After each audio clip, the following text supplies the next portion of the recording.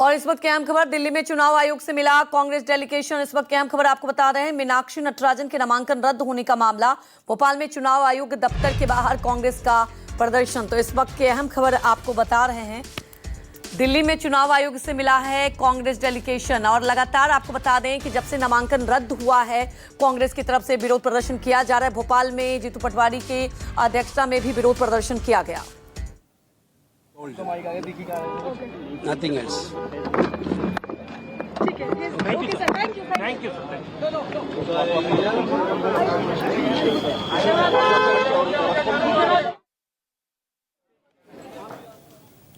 तो दिल्ली में चुनाव आयोग से मिला है कांग्रेस डेलीगेशन। इस वक्त अहम खबर आपको बता रहे हैं और आपको बता दें कि मीनाक्षी नटराजन के नामांकन रद्द होने का मामला है। दरअसल मध्य प्रदेश में जो राज्यसभा चुनाव होने हैं 3 सीटों को लेकर, और मीनाक्षी नटराजन का जब से नामांकन रद्द हुआ है, हालांकि आपको बता दें चुनाव आयोग दफ्तर से कुछ देर पहले ही मुलाकात हुई और दफ्तर के बाहर आकर कांग्रेस की तरफ से बड़ा हमला भी बोला गया।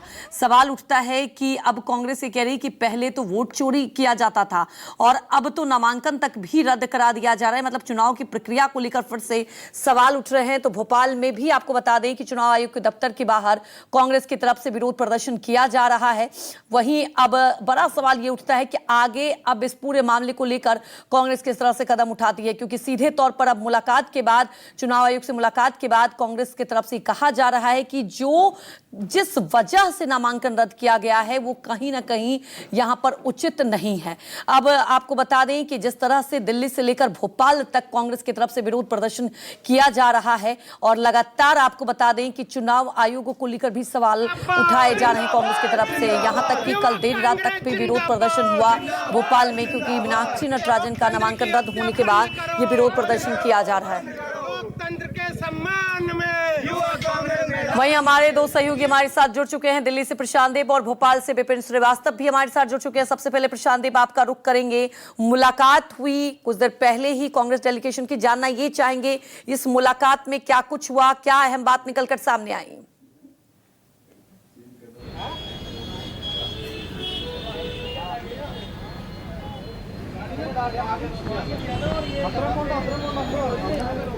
जी प्रशांत।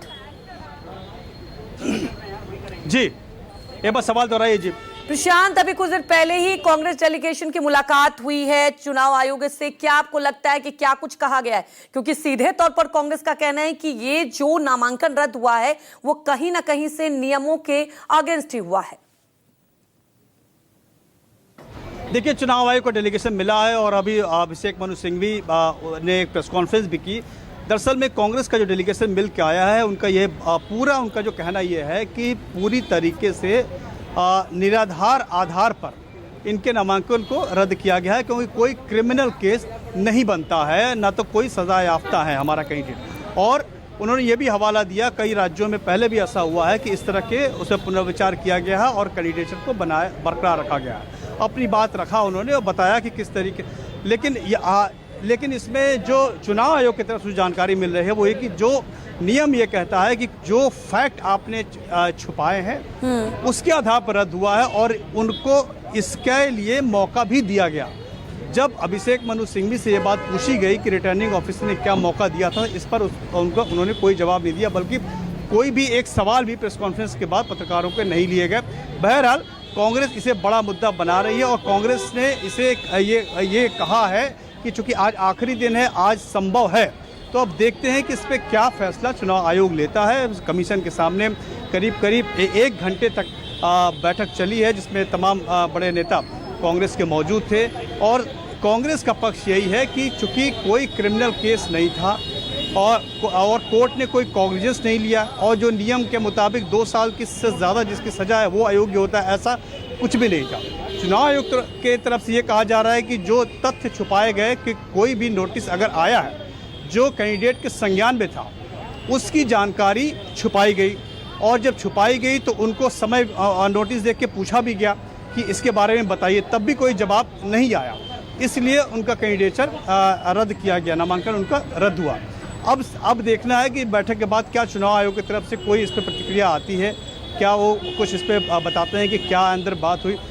कांग्रेस डेलीगेशन ने अपनी बात कही, तो अब सवाल यही उठता है कि क्या इनको वाकई में समय दिया गया था मीनाक्षी नटराजन को कि जो जो आरोप है कि आपने तथ्य छुपाए, उस तथ्य के बारे में अगर दोबारा जानकारी दे दी जाती तो नियम ये कहता है कि इनका नामांकन बना रहता। कोई न कोई प्रकार की लोकतांत्रिक शुचिता बाकी हो।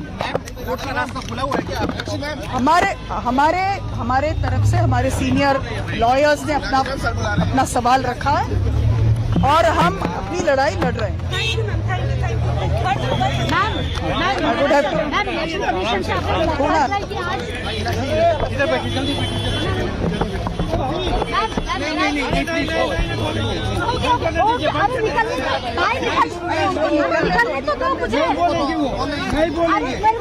तो प्रशांत भी हमारे साथ लगातार जुड़े। देखिए प्रशांत, प्रतिक्रिया भी आ चुकी है और अब बड़ा सवाल यही उठता है कि अब चुनाव आयोग आगे क्या फैसला करेगा। क्या जो छिपाए गए थे तथ्य जो बीजेपी ने इसे लेकर आपने देखा था कि इस मामले को उठाया था, तो क्या अब दूसरी बार मौका मिल सकता है? क्योंकि देखिए आज आखिरी दिन है, क्या लगता है आपको?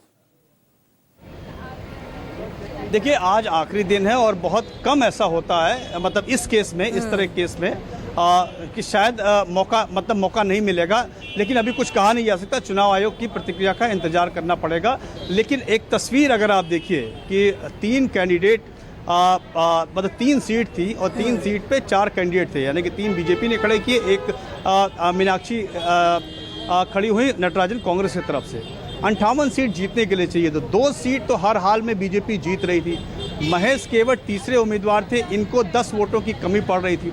और मीनाक्षी नटराजन का अगर फॉर्म सही होता, सब कुछ ठीक होता, तो जीत उनकी हर हाल में निश्चित थी, क्योंकि उनके पास 62 वोट थे। जीतने के लिए उनको 58 वोट चाहिए थे, 58 वोट चाहिए थे, हर हाल में जीतते। अगर ये बात सच है कि उनको चुनाव आयोग ने मौका दिया कि ये तथ्य हमारे सामने आए, इसको करेक्ट करिए, बताइए, वो भी नहीं बताया गया, तो अब सवाल खड़ा होता है कि ऐसा क्यों नहीं किया गया।